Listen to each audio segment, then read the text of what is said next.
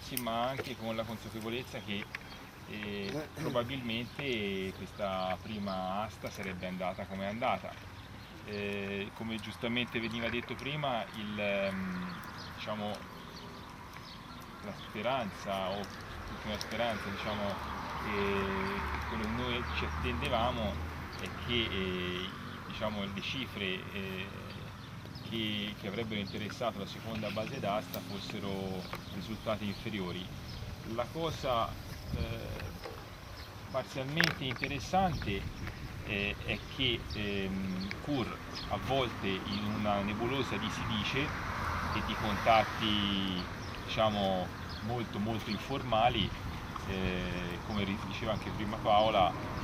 sembrano esserci alcune manifestazioni di interesse. Ora, il fatto che siano alcune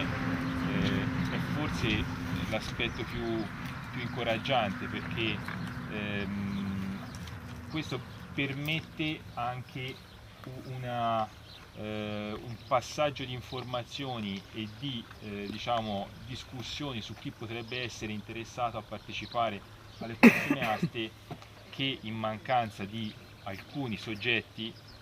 sarebbe molto più improbabile. È chiaro che bisogna essere molto onesti intellettualmente e anche realisti. Ci sono delle sollecitazioni in corso di cui non sappiamo l'esito finale. Ci sono ovviamente, siccome sono totalmente a livello di sollecitazioni informali, è bene che le istituzioni a tutti i livelli continuino questo lavoro, consapevoli che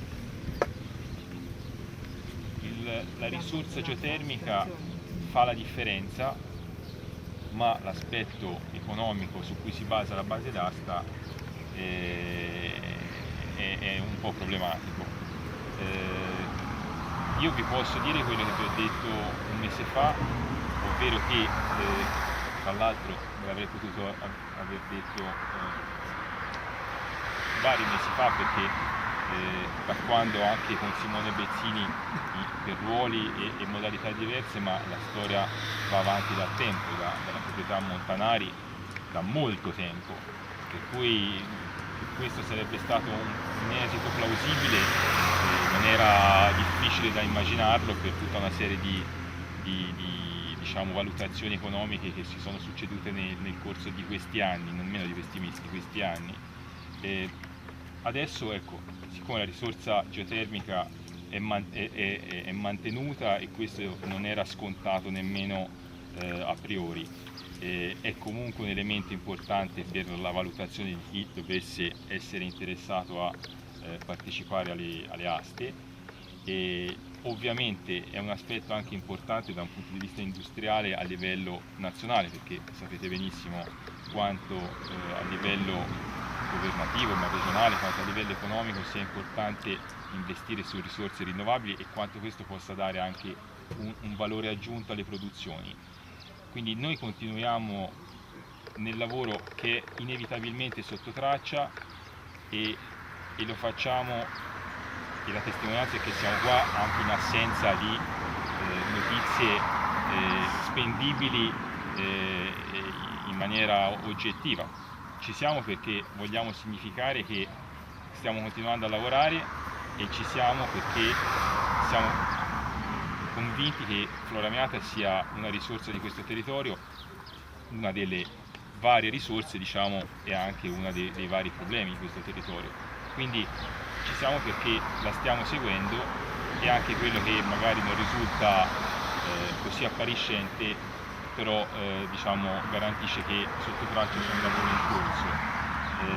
che tra l'altro è in corso da anche questo, anche nella fase di liquidazione, da vari mesi, sia a livello del Ministero dello Sviluppo Economico che in Regione, che diciamo in contatti industriali informali. E la ricerca di interlocutori e di potenziali investitori